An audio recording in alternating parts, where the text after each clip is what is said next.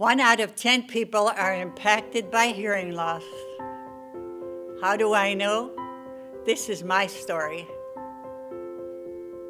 The first time I had a hearing test when I was in school in 5th grade.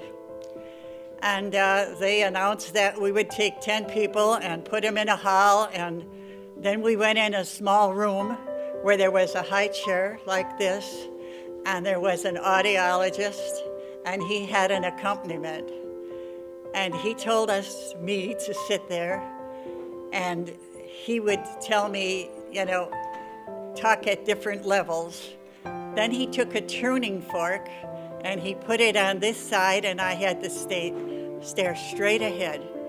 And there was a nurse in front of me, and she said, "Put your hand up when you hear it." And my left ear, it took a long time till I heard that noise. And then the right ear, I heard it sooner. But they sent me home with the notes to my parents saying I had a hearing loss and I should go to an audiologist. Well, I'm practically an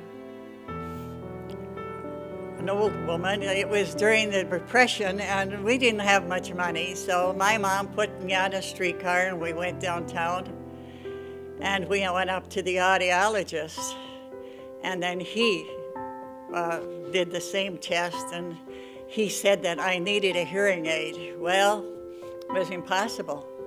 You couldn't afford a hearing aid. So I was still hearing pretty good until I got to junior high school. And then I can remember about in the 8th grade, all the girls had to take cooking. So I found a recipe that we had made. I wanted to take the recipe home. And she was reciting to the class the ingredients that were in it. And one of the ingredients she said was a half a teaspoon of linen. And I couldn't imagine what linen would be. So I raised my hand and I said, "What is linen?" And she looked at me and said, "I said lemon." And from then on, I never asked a question. I really had a more serious time when I got older.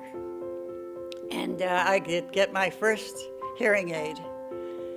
And then, of course, I went through 2 or 3 more. And this one I have now, thanks to Sertoma, is the last one they say I can have. I'm deep in this ear, and this one is probably, I'm pretty old, so I've gotten used to it. I've never taken lessons to reading, lip reading, but from staring at people and making out what they say, I can do pretty good. But God bless Sertoma. They've been so good to me. I told them I start talking like this and I want to cry, but Sertoma is a great institution, and I loved testing the hearing of the kids in school.